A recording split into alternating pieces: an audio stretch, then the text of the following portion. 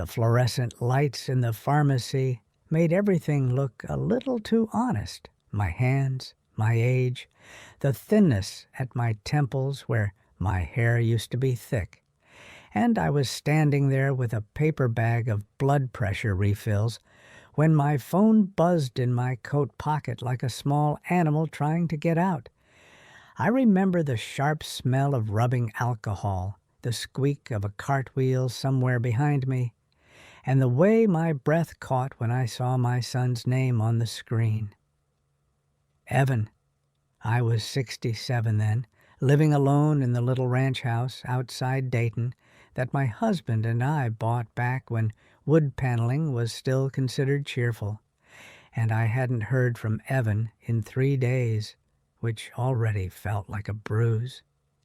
I tapped the message with my thumb, dry from winter air, the kind that makes paper cuts happen for no reason, and the words popped up so bright they felt shouted. "Don't come to my wedding. My wife doesn't want to see you."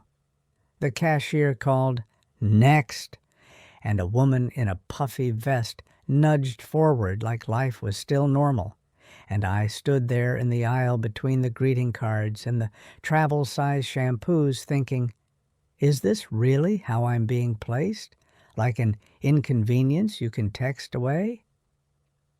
I moved my cart to the side, pretending I needed to check my receipt. And I read it again because sometimes your mind thinks a second reading will change the meaning. It didn't. I could hear my heart in my ears. Not dramatic, just steady and confused. Like it was knocking on a door that wasn't opening. I didn't cry right there.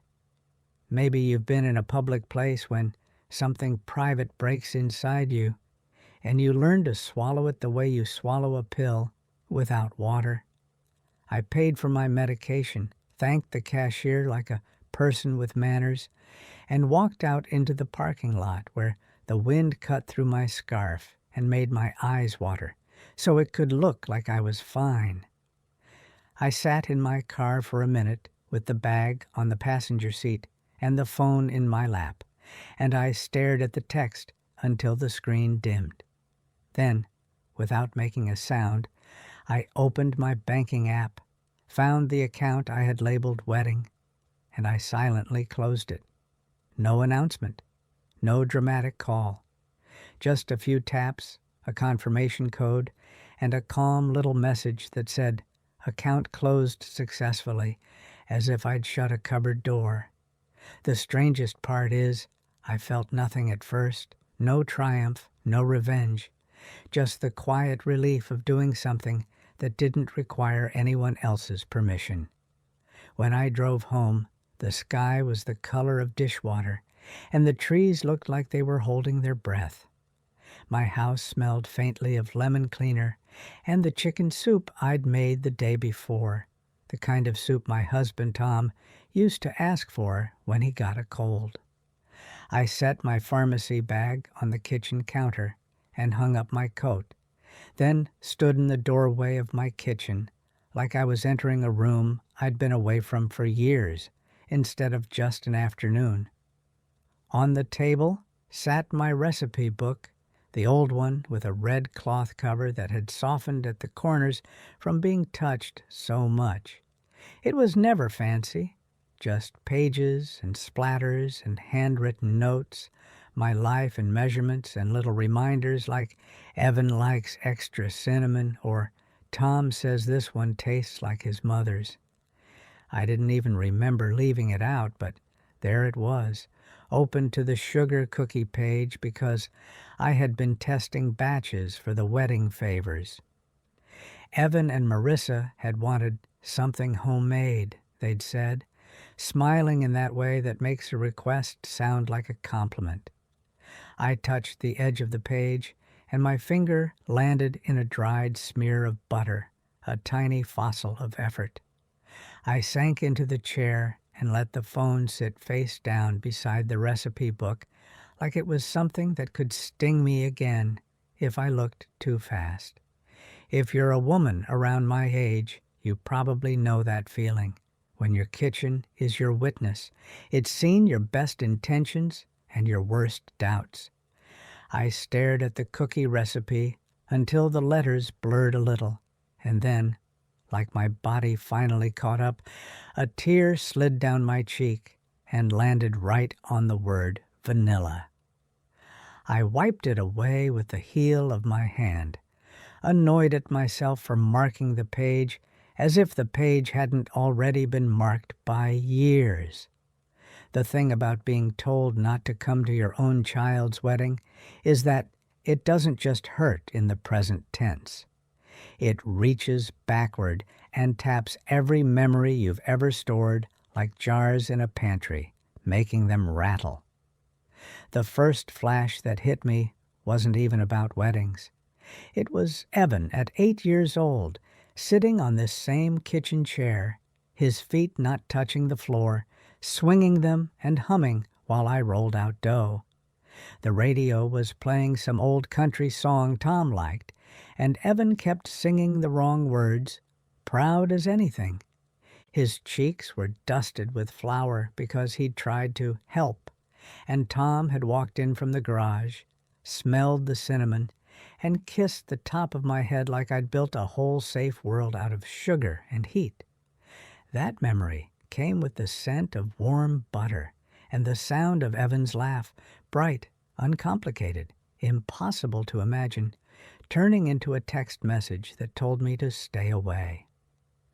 I sat there and thought, how did we get from flour on his cheeks to this? I knew, of course, that it wasn't a straight line. Life rarely is. Evan grew up, moved out, got a job in IT, met Marissa at some conference in Columbus, and the first time he brought her over, she shook my hand like she was interviewing me. She was beautiful in a sharp way. Sleek hair, perfect nails, a smile that clicked into place like a switch. I tried. I really did. I complimented her dress. I asked about her work. I offered coffee and homemade banana bread. She said she didn't eat carbs, but thank you. Evan laughed like it was cute, and I laughed too because I didn't want to be the kind of mother-in-law people complained about. Maybe you've done that, laughed to keep the peace until you forget where your peace went. After Tom died, things shifted in ways I didn't notice fast enough. Tom had been the soft buffer between Evan and me. He was the one who'd call Evan just to talk about a baseball game, the one who'd say, "Your mom's worried, give her a ring," in a tone that made it sound like an easy kindness instead of an obligation. When Tom was gone, my world got quieter, and Evan's world got louder, and Marissa, well, Marissa filled space the way some people do without asking. There was another memory that rose up then, sharp and tender. The week after Tom's funeral, when casseroles were still showing up and my house smelled like ham and sympathy. Evan had stayed over one night. He slept on the couch, and I woke up at 2 a.m. to the sound of him crying softly, trying not to. I sat on the edge of the couch and put my hand on his shoulder, and he grabbed my hand like he was 8 again. "I don't know how we do this without Dad," he whispered. I remember the warmth of his shoulder through his sweatshirt, the way grief made him small, and I remember thinking, I will hold us together. That's what I promised myself, not in words to anyone, just a private vow, the kind you make when the house is dark and you're afraid of the future. Maybe that vow is why I tolerated more than I should have later. Because once you decide you're the glue, you keep sticking even when it hurts. The wedding planning started as something that might bring us back together. Evan called me last spring and said, "Mom, we set a date." His voice sounded excited, almost boyish, and my heart did that stupid, hopeful thing hearts do. "Oh, sweetheart," I said, and I meant it. "Tell me everything." Marissa got on the call and talked about venues and colors and vibe. She wanted a clean aesthetic.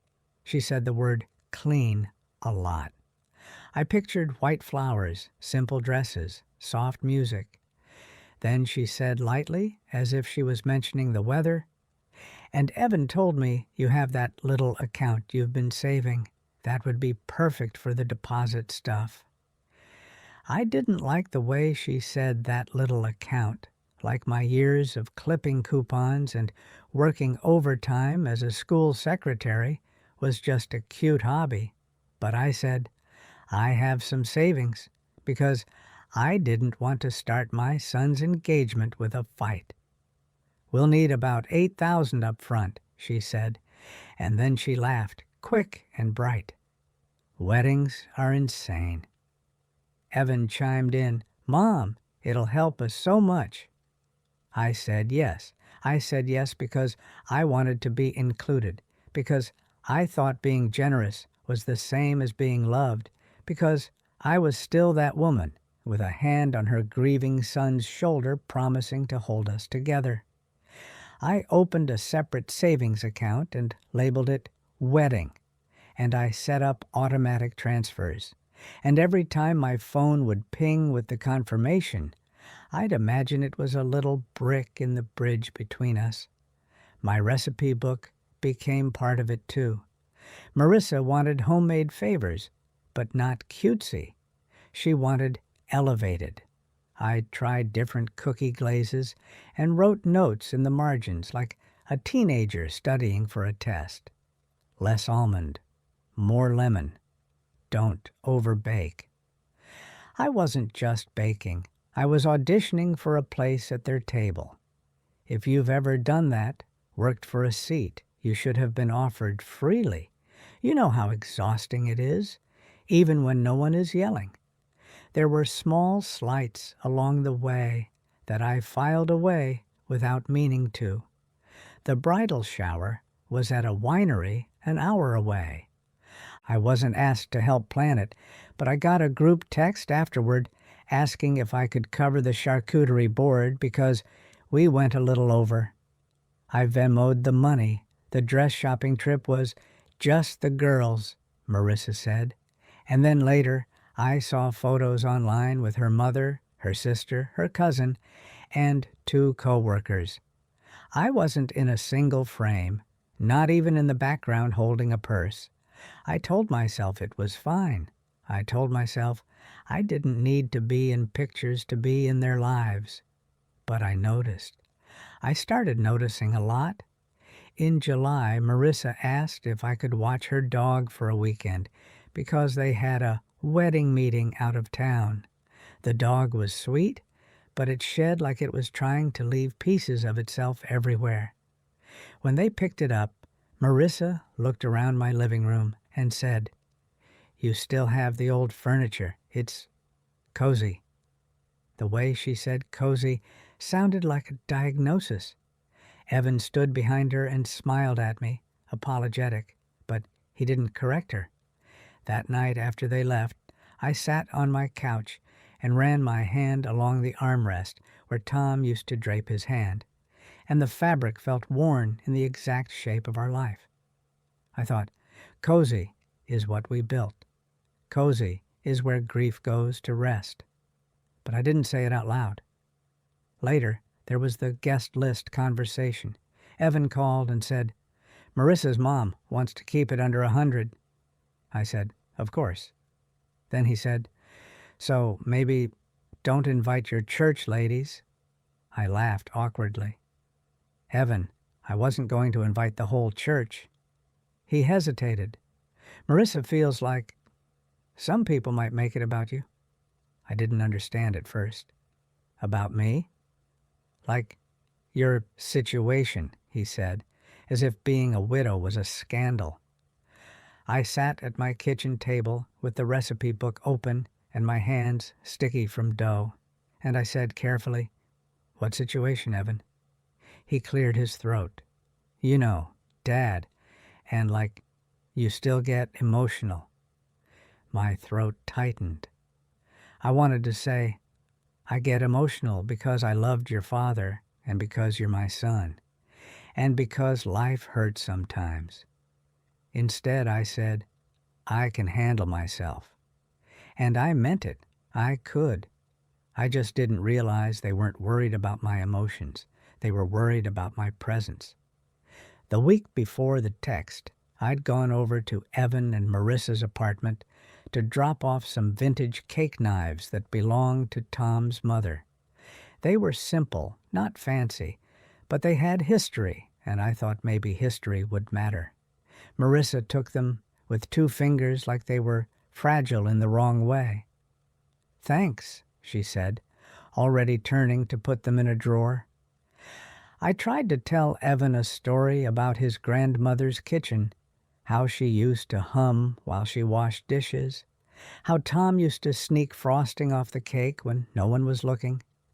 But Evan was on his phone, and Marissa was talking about table linens. I stood there holding my purse strap too tightly, feeling like a lamp someone forgot to turn off. When I left, Marissa kissed the air near my cheek and said, "Try not to stress Evan out this week, okay?" She said it like a joke, but it landed heavy. And then came that Tuesday in the pharmacy, the text that didn't even bother with kindness. "Don't come to my wedding. My wife doesn't want to see you." I kept hearing it in Evan's voice, even though it was typed. My wife doesn't want to see you, like I was a stain you could scrub out of the day. After I silently closed the wedding account, I sat at my kitchen table and did something I hadn't done in years. I pulled out my printer paper, my envelopes, my little stash of office supplies that I kept out of habit from my school job, and I started an independent review of my own life. That sounds formal, I know, but that's what it felt like. Not a meltdown, not a scene, an assessment. Because feelings can swirl and change, but the facts don't. I logged into my bank and printed the last 6 months of transactions. I printed the Zelle transfers to Evan. I printed the receipts from the bakery supply store where I'd bought fancy sprinkles Marissa wanted. I laid everything out on the table in neat piles, and I used small colored dot stickers, red, blue, yellow, the kind teachers use on student folders. Red dot for anything labeled wedding. Blue dot for anything I paid that wasn't asked for directly, but was hinted. Yellow dot for things that were supposed to be reimbursed and never were. I wasn't trying to build a courtroom case. I was trying to see clearly. When you're inside a relationship, it's easy to lose the shape of it. On paper, the shape becomes undeniable. The total number at the bottom of my calculator made my stomach drop. Not because I couldn't afford it. I could barely, because Tom and I had been careful, and because I'd lived modestly, but because of what it meant. I had been paying for access, and even with all that, I could be uninvited with a text, like canceling a dinner reservation. I closed my eyes and rested my palm on the recipe book, feeling the raised bumps of dried batter on the cover. It felt like touching my younger self, busy, hopeful, sure that effort would be appreciated eventually. I flipped the book shut, not angrily, just gently, like I was putting a child to bed. That night, my phone stayed quiet for a few hours, and then it didn't. The first call came at 8:42 p.m., Evan. I stared at it until it went to voicemail. Another call, then a text. "Mom, call me." Then, a minute later, "What did you do?" I didn't respond. Not because I wanted to punish him with silence, but because I could feel my chest tightening, and I knew if I answered right then, I would either cry or apologize. And I was done apologizing for existing. I made myself tea in the mug Tom bought me on a road trip to Nashville.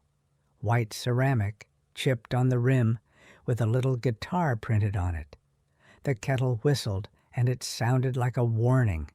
I carried my tea to the living room, sat on the couch, and listened to Evan's phone ring again from the kitchen. The sound filled my house like a ghost. Another memory flashed then, triggered by the tea smell, peppermint and honey. It was the winter Evan had pneumonia at 13.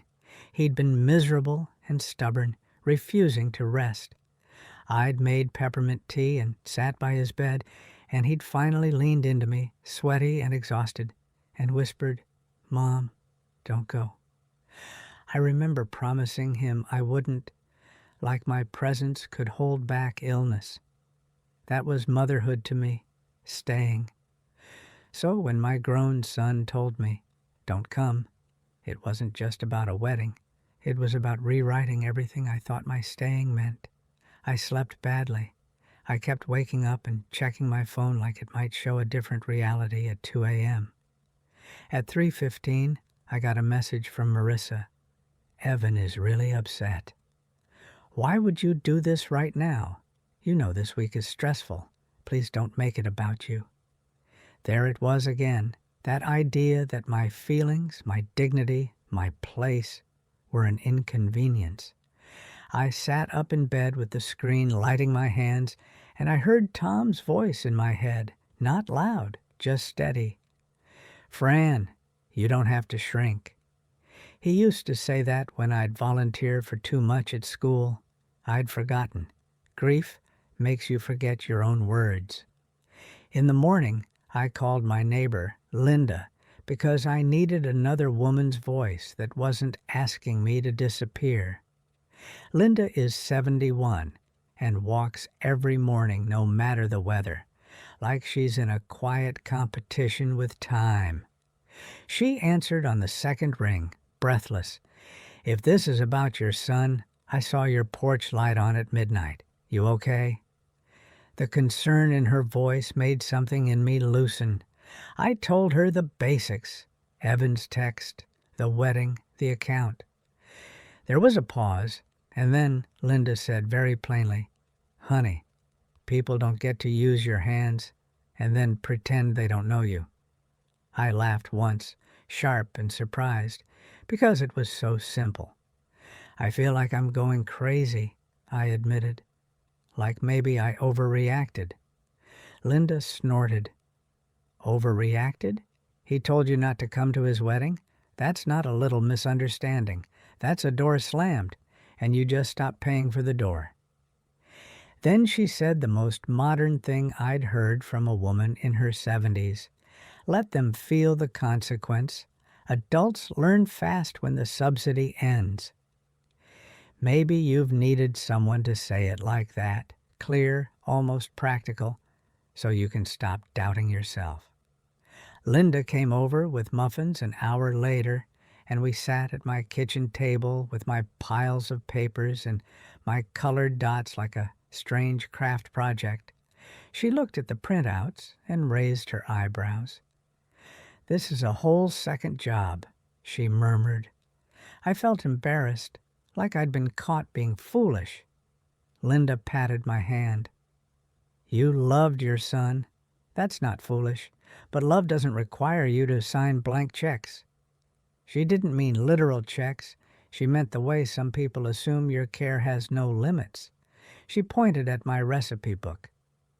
"And you were making cookies too?" I nodded, my throat tight.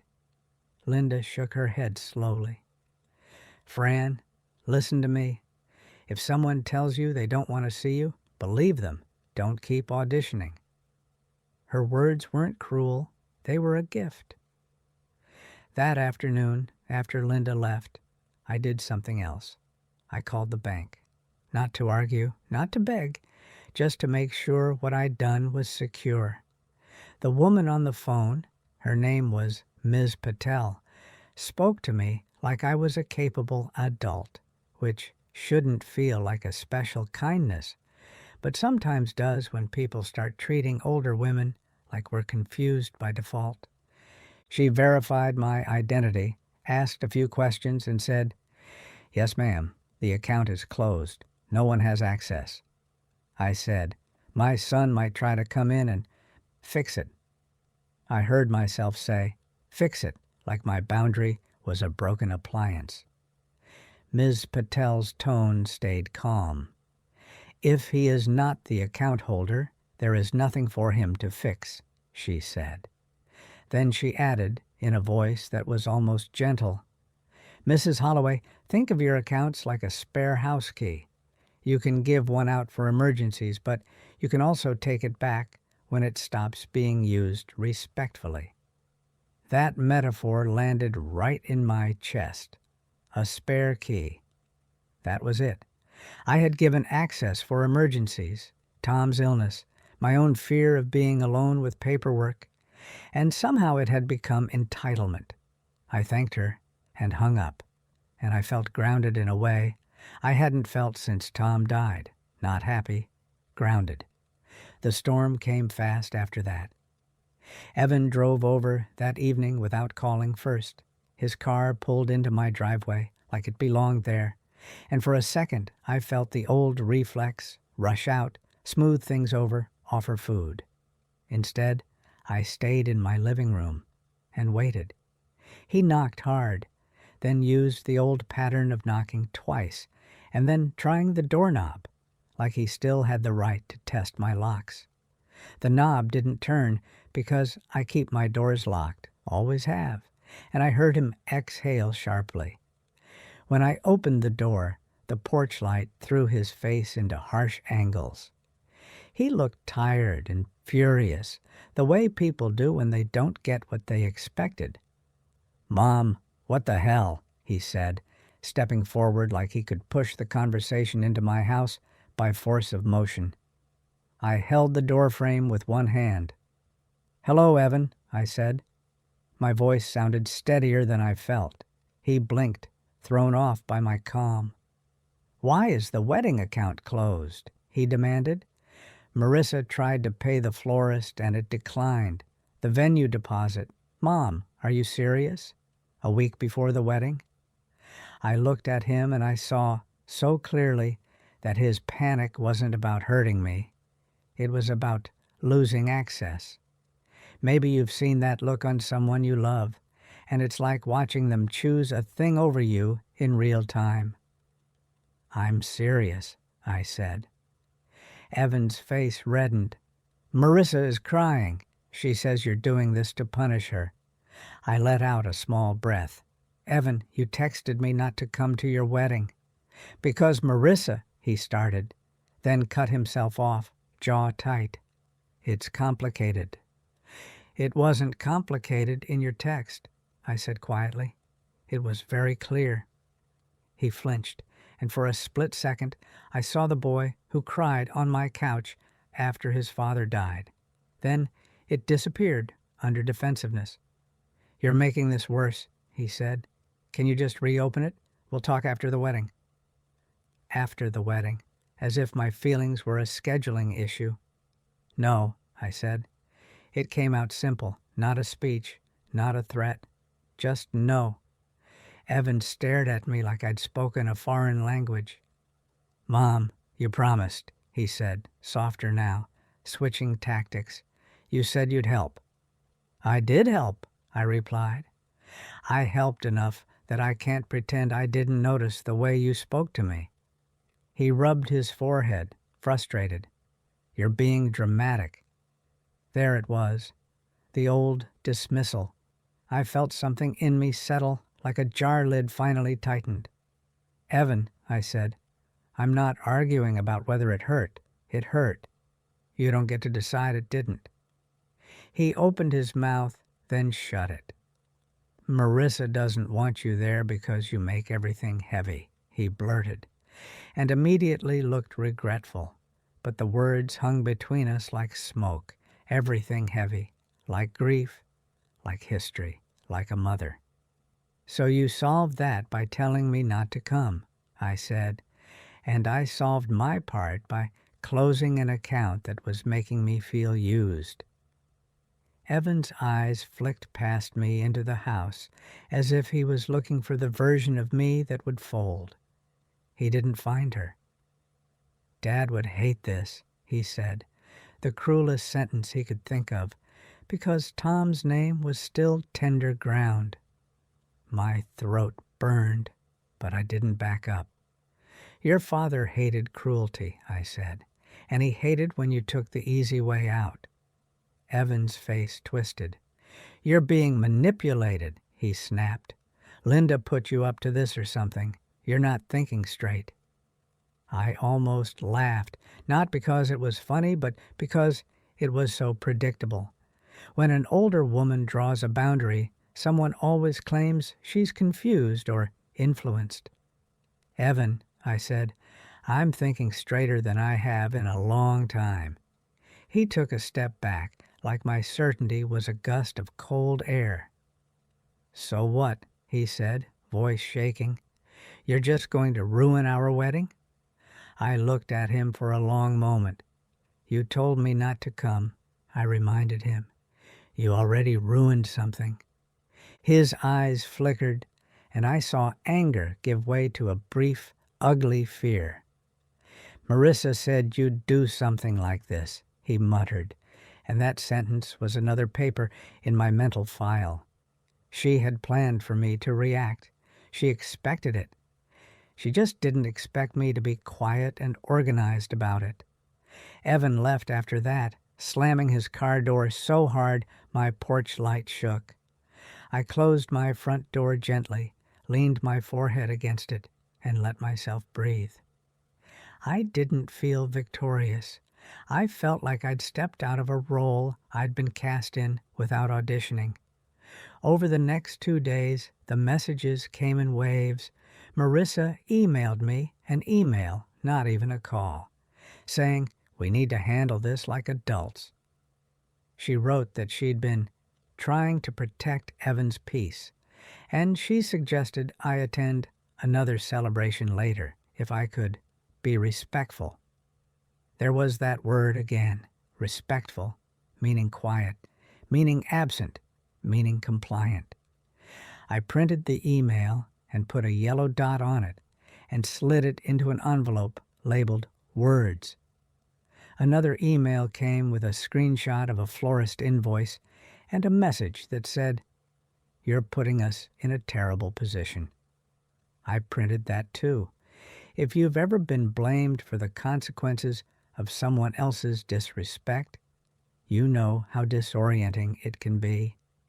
They acted as if my money was part of their plan, like weather, reliable, expected, while my presence was optional. That's when I decided I needed a professional set of eyes on this, not because I wanted to sue anyone or make it a public spectacle, but because I wanted something official to exist that said, plainly, I was competent and my choices were mine. I made an appointment with Adult Protective Services. I know that might sound strange, but a woman at my church had told me APS isn't just for obvious abuse. Sometimes it's for financial pressure, for family members trying to override an older adult's decisions. They can document things, she'd said. Document. That word mattered to me. I didn't want this to be a family story that could be twisted. I wanted a record. On Thursday, I drove to the county building. Brown brick, faded flags, the kind of place that smells like old paper and floor polish, and I sat in a plastic chair under a poster about elder rights. My hands were steady in my lap, but my stomach felt hollow. A social worker named Mr. Reyes called my name. He was maybe 40, wearing a simple button-down shirt, and he looked me in the eye when he greeted me. Mrs. Holloway, he said, come on back. His office was small, with a file cabinet and a framed photo of a toddler in a superhero cape. He offered me water and asked me to tell him what was going on. I laid my folder on his desk. Yes, a folder, not a box, not dramatic, filled with printouts and my dotted stickers, and I told him the facts, the savings account, the transfers, the text message, the sudden exclusion, the pressure to reopen. I slid my phone across the desk with the original text visible. "Don't come to my wedding. My wife doesn't want to see you." Mr. Reyes read it, and his face didn't change in a shocked way. It changed in a professional way, like a flag had been raised. "Has anyone asked you to sign anything recently?" he asked. "Any power of attorney forms? Any financial documents?" I hesitated. Evan mentioned after the wedding he wanted to talk about streamlining my accounts, I admitted. Mr. Reyes nodded slowly. "Do you feel unsafe?" "Not physically," I said, "but I feel like they're treating me like I'm disposable." Mr. Reyes leaned back slightly and said, "Mrs. Holloway, families can disagree, but nobody gets to override an adult's financial decisions because they don't like the consequences." The sentence was plain, bureaucratic, and it hit me like a bell. He continued, "I can document your report today. That means if anyone later claims you were confused or coerced, there's a record that you came in lucid, oriented, and clear about your choices." Oriented. Clear. My eyes stung. "I would like that," I whispered. He printed a statement form and asked me questions: my date of birth, my address, whether I manage my own medications, whether anyone had access to my accounts. I answered calmly because I was calm. This wasn't a tantrum. This was a boundary being filed. When I signed the report, my signature looked the same as it always had. Steady, slightly slanted, the signature of a woman who paid her bills on time. Mr. Reyes stamped the paper and slid me a copy. "This is now on file," he said. "If anyone pressures you, you can refer them to our office." I walked out of that building feeling lighter, not because my son's text hurt less, but because something outside my family now acknowledged what was happening. It wasn't just my word floating around in a kitchen. It was documented. On the way home, I stopped at the grocery store and bought eggs and butter out of habit. Then I stood in the baking aisle staring at sprinkles like I'd forgotten what they were for. I went home and opened my recipe book to the cookie page again. I traced the margin note that said, "Evan likes extra cinnamon," and my throat tightened. Another memory came, short, piercing, triggered by the cinnamon smell that seemed to rise from the paper itself. Evan at 19, home from college, eating cinnamon toast at the counter while telling me about a girl who broke his heart. He'd looked so lost and young. "Mom, am I hard to love?" he'd asked, voice barely above a whisper. I'd turned off the stove and held his face in my hands and said, "No, honey, you're learning. You're allowed to learn." I remembered how he'd leaned into my palms, trusting me. That memory made me sad in a clean way, like grieving something that's already gone. Because now he was grown, and he was still learning, but he was learning at my expense. The day before the wedding, Evan called again, but this time it wasn't frantic. It was controlled, like he'd rehearsed. "Mom," he said, "we need to talk like adults." I almost smiled at the echo of Marissa's email. "Okay," I said. "Marissa's parents are furious," he continued. "They're saying you humiliated them." "I didn't speak to them," I said. "I closed my account." Evan exhaled sharply. "You know what I mean. People are asking questions." There it was, the real fear. Not my feelings, not my place. The questions, the narrative control. "Evan," I said, "you texted me not to come to your wedding. What did you think I would do? Send a gift basket and pretend I didn't read it?" He was silent, and in that silence I could hear him trying to decide whether to apologize or attack. "Marissa doesn't hate you," he said finally, which was not a sentence a person says when someone doesn't hate you. She feels judged. By what? I asked. By my face? By my age? By the fact that I remember your father? He snapped. You always bring Dad into everything. I felt my chest tighten again. Evan, I said, your father is part of our family, whether Marissa likes it or not. He sighed, irritated. Look, can you just come to the courthouse next week and sign some paperwork? Marissa's uncle is a lawyer. He says we can set up something so this doesn't happen again. My skin went cold. What paperwork? I asked, keeping my voice steady. Evan hesitated. Just like a financial arrangement. So if you agree to help, it's formal. And if you don't, then at least it's clear. Formal. Arrangement. The words sounded reasonable if you didn't listen closely. If you did listen, you heard the plan. Put my money in a system they could manage under the guise of preventing my drama. No, I said. I'm not signing anything about my money with your wife's uncle. Evan's voice rose. Why are you being so suspicious? I swallowed. Because you uninvited me from your wedding by text, I said. Because you're calling my boundaries drama. Because you're asking me to sign paperwork I haven't seen. Another pause. Then he said, almost pleading, Mom, please. Marissa is stressed. This is embarrassing. Embarrassing, not heartbreaking, not wrong. Embarrassing. I realized then that the reflected form of that original text wasn't just, don't come. It was the deeper belief behind it, that I existed as a resource and a liability, not as a person. Evan, I said, your wife said she doesn't want to see me. That tells me exactly where I rank.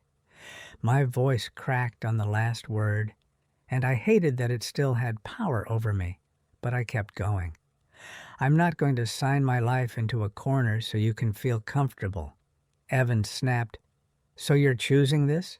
You're choosing to be alone? If you've ever had someone threaten you with loneliness as if it's worse than disrespect, you know how cruel that is. I took a breath and said, I'm choosing peace. Evan made a sound like a scoff, then hung up. That night, I didn't go to any rehearsal dinner, obviously. I wasn't invited to anything. I ate a bowl of soup and watched a cooking show and tried to let my house feel like a home instead of a punishment. Around 10 p.m., my phone buzzed with a message from an unknown number. It was Marissa's mother, as it turned out. Fran, this is Denise. We need to talk. This is not how families behave. I stared at it for a long time, the audacity of a woman who barely knew me telling me how families behave, while my own son told me not to come to his wedding. I didn't respond. Instead, I opened my recipe book and started a new page. Not a column system, nothing fancy, just a list titled, For Me. I wrote 3 things. Sleep, walk with Linda, call Mr. Reyes if pressured.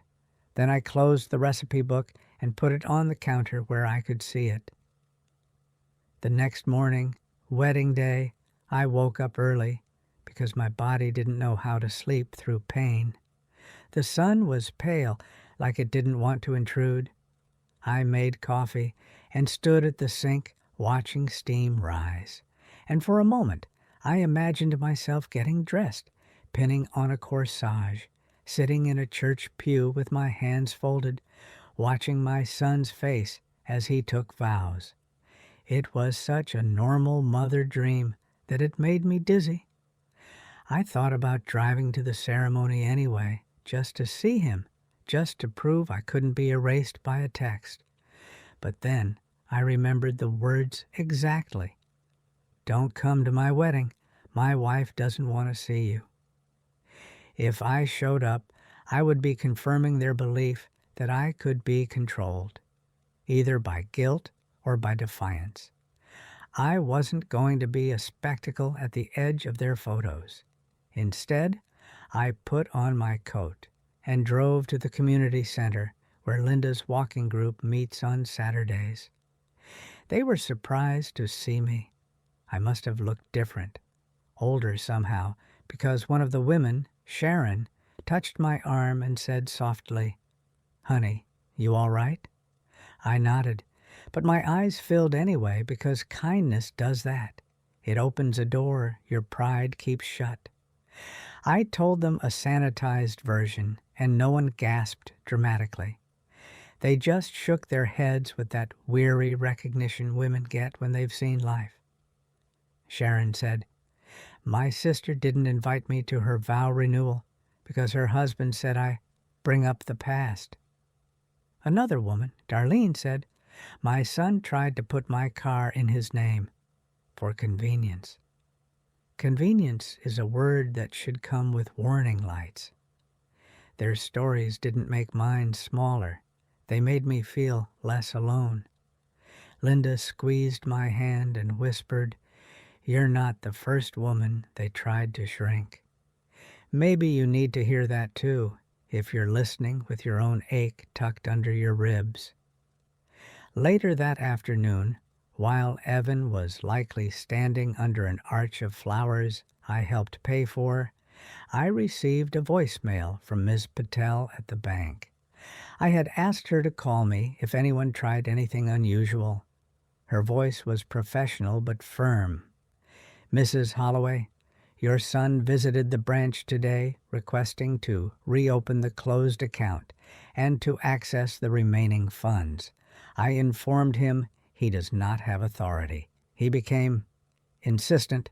I am documenting the interaction on your profile." My hands went cold around my coffee mug. There it was, the proof that closing the account wasn't just symbolic. It mattered enough that he tried to undo it. I called her back immediately.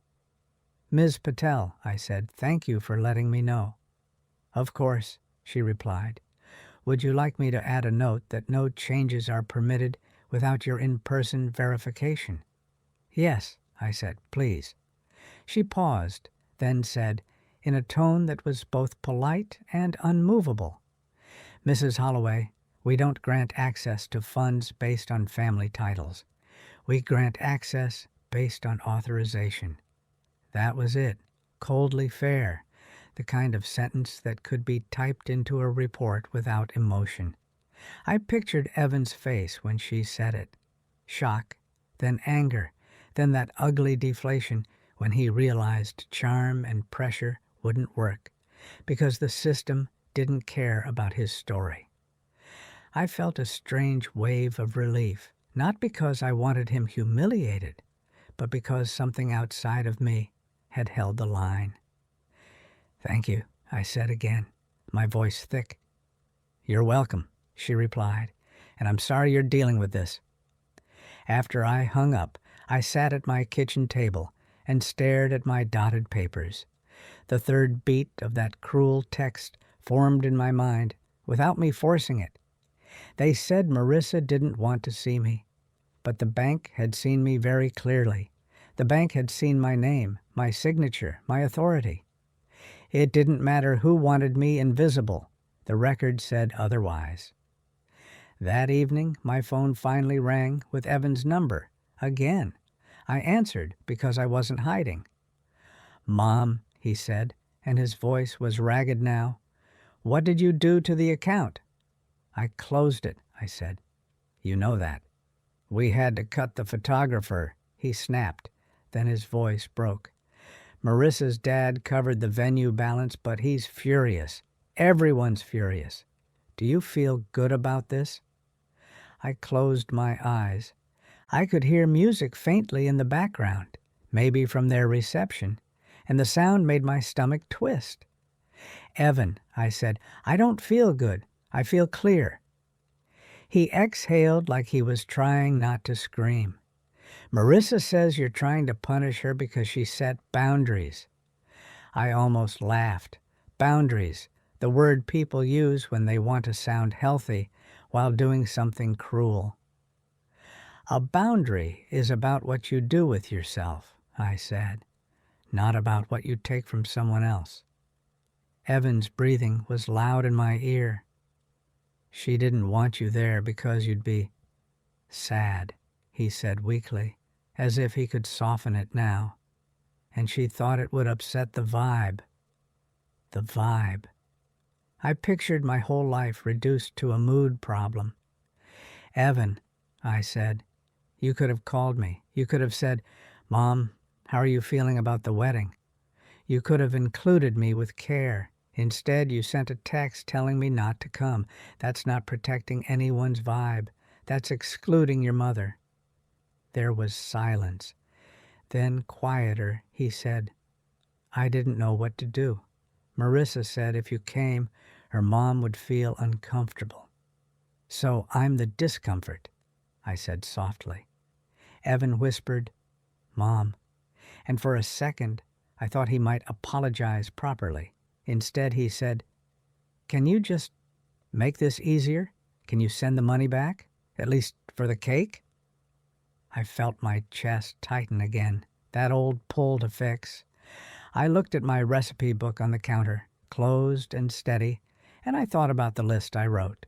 Sleep, walk with Linda, call Mr. Reyes if pressured. I said, No, Evan. He made a choking sound. So that's it? He demanded.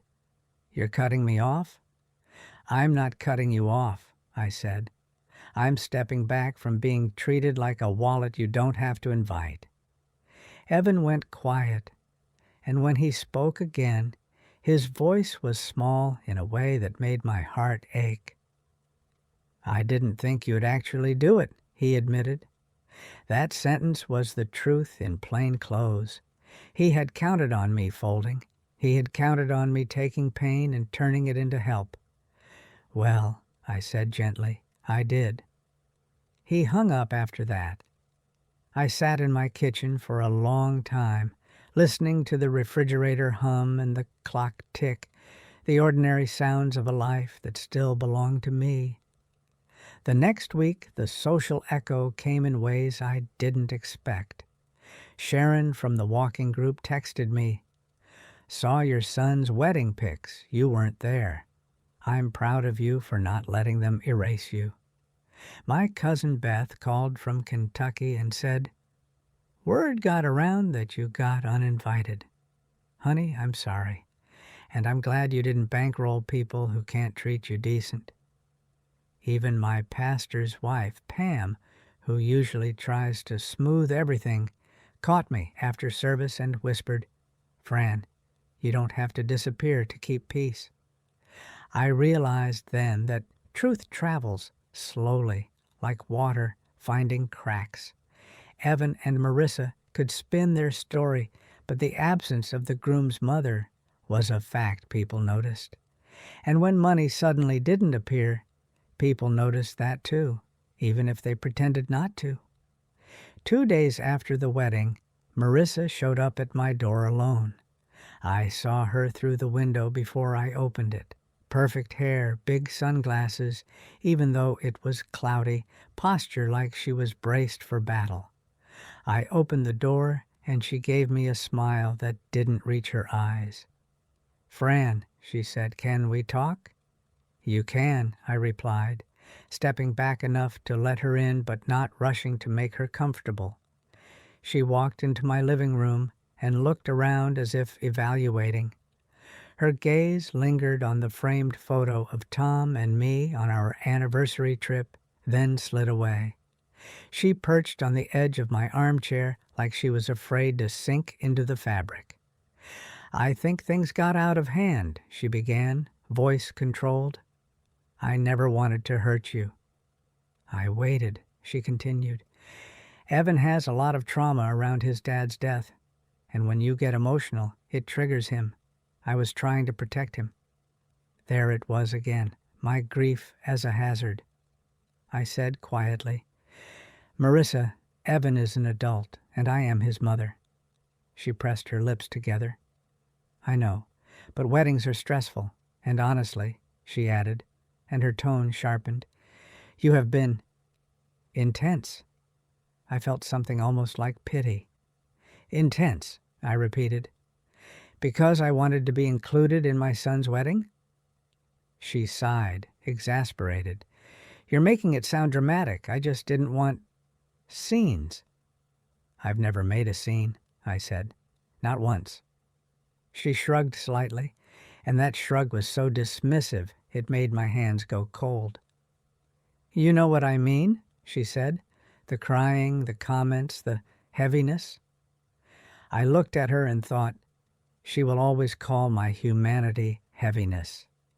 I said, Marissa, you told my son to text me not to come. Her jaw tightened. I didn't tell him to say it like that, she lied, too quickly. But you did want it, I replied. She opened her mouth, then closed it.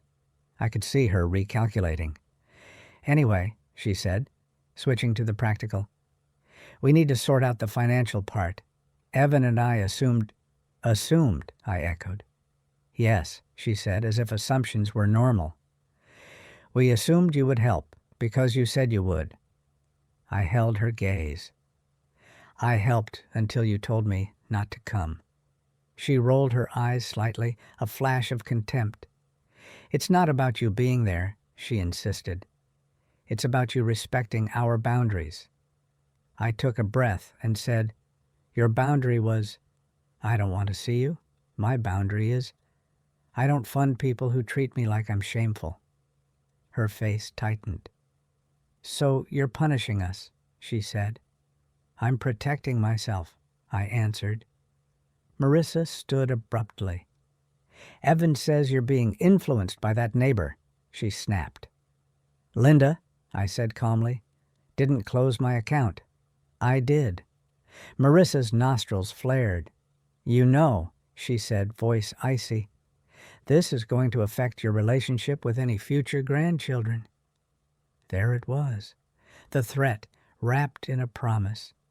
If you're listening and you've ever had someone dangle access to family like a leash, you know how it makes your stomach twist. I didn't shout. I didn't cry. I said, if someone uses children as bargaining chips, that tells me everything I need to know about their values. Marissa stared at me, stunned, then grabbed her purse. Fine, she snapped. Enjoy being alone. She walked out, and I heard her heels click down my walkway like punctuation. I closed the door and leaned against it, my heart pounding, but my spine felt strangely straight. That night, I called Mr. Reyes and told him Marissa had come and made threats about grandchildren and money. He asked if I wanted to add an addendum to my report. Yes, I said, please. He told me to email a summary and include any texts. I typed it out slowly, attaching screenshots, and when I hit send, I felt that same grounded feeling again. This was no longer just a family argument. It was documented pressure. It was on record. A week later, Evan showed up alone. He looked different without wedding adrenaline, tired, a little hollow. He stood on my porch with his hands shoved in his jacket pockets like a teenager. Mom, he said softly, can we talk? I nodded and let him in. He looked around my living room, and his gaze landed on the recipe book on the counter. You were really making those cookies, he murmured, almost ashamed. Yeah, I said. He swallowed. Marissa says I need to manage you, he said, and then he flinched like the words tasted bad. She said, you're unstable. I felt my face go still. Do you believe that? I asked. Evan's eyes filled slightly, and that hit me harder than anger would have. I don't know, he admitted. I feel like I can't do anything right. If I make Marissa mad, it's hell. If I make you mad, I feel like a bad son. There was the humanity flash again, the vulnerable boy. My heart softened, but not my boundary. Evan, I said gently, I'm not asking you to choose sides like a child. I'm asking you to treat me with basic respect." He nodded, staring at his hands. "I messed up," he whispered. "That text, I shouldn't have sent it." My throat tightened. I waited, because I've learned not to supply someone's apology for them. "I was scared," he continued. "Marissa said if you came, her mom would make a big deal, and she said you'd probably cry and ruin it." He looked up at me, eyes wet. "I didn't want conflict." "So you chose the easiest conflict," I said softly. "The one where I was alone on the other end of a screen." Evan winced. "I know," he whispered. He sat on my couch like he used to, shoulders slumped. "Can we start over?" he asked. That question would have melted me a month ago. It still did something to me. Motherhood doesn't evaporate just because someone hurts you. But I looked at my recipe book, that old red cover with its stains and notes, and I thought about how many times I'd tried to fix relationships by giving more. I said, "We can rebuild, Evan, but it won't be with my money." He swallowed hard. "Marissa is going to hate that," he said.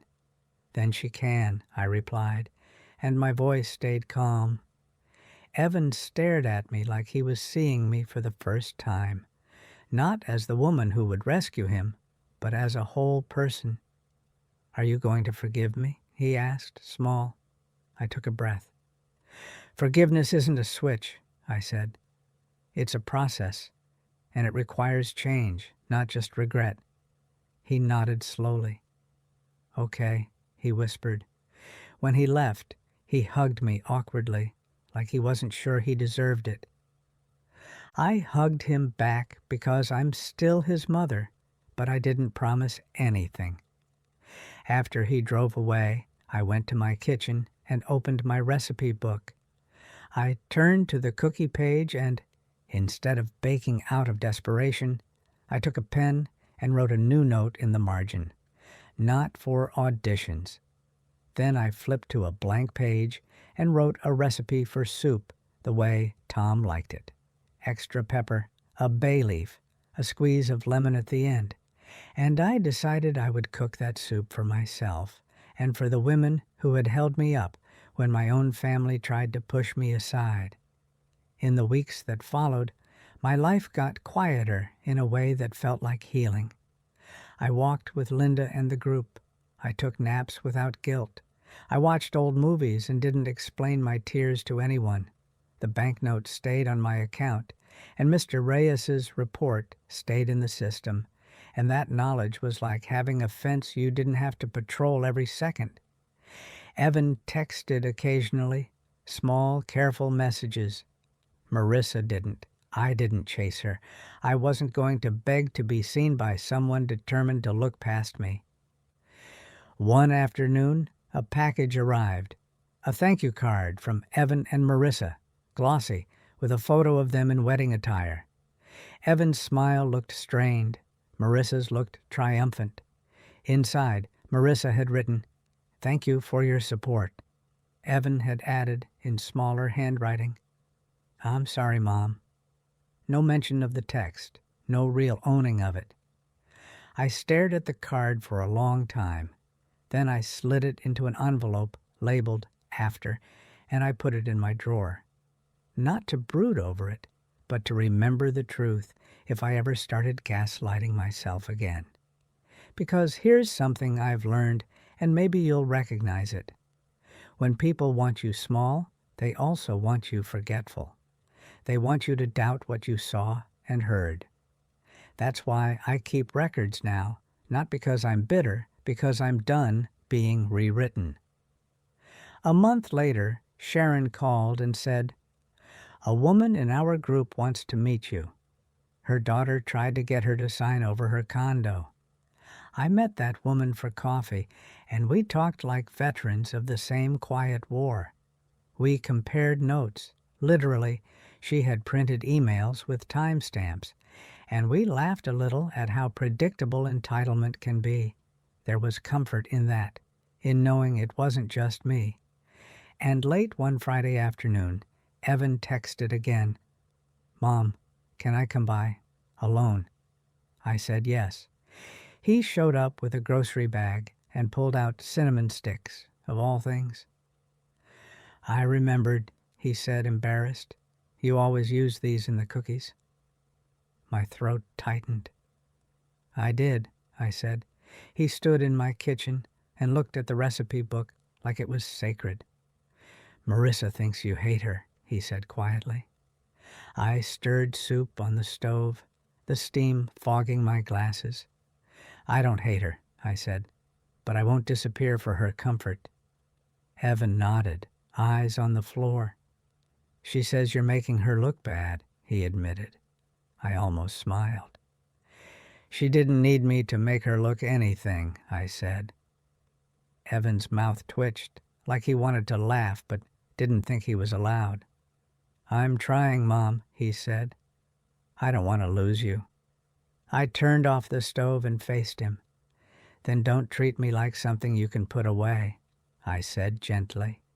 He nodded, and for the first time in a long time, I felt a small cautious hope.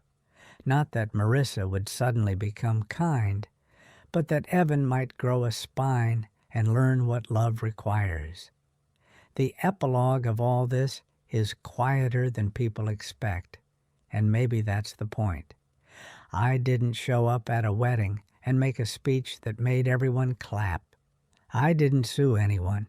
I didn't sell my house out from under them. I closed an account. I documented pressure. I took back my spare key. And I returned to myself in small, steady ways. Walking, cooking, laughing with women who understand. Keeping my records neat. Letting my home be mine again. Sometimes I still hear the original line in my head, like an echo down a hallway. "Don't come to my wedding. My wife doesn't want to see you." And it still stings because I'm not made of stone. But now when it echoes, another sentence rises alongside it, one that came from a calm official voice and changed something in me. We don't grant access based on titles. We grant access based on authorization. In other words, I don't have to earn respect by bleeding for it. My name is my name. My life is my life. And the people who want to be in it have to meet me there, not just take from the edges. If you've stayed with me all the way through, thank you, truly. I'd love to know where you're listening from tonight, what city, what little corner of the world. So leave it in the comments if you feel like sharing, because it helps more than you might think to remember we're not alone.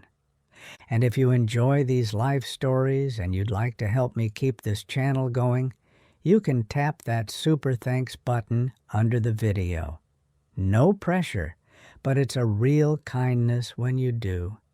On your screen, you should see a couple more stories you might want to watch if you're up for keeping me company a little longer. Don't forget to subscribe so you don't miss the next one. And until then, be gentle with yourselves, and don't let anyone convince you that being seen is something you have to beg for.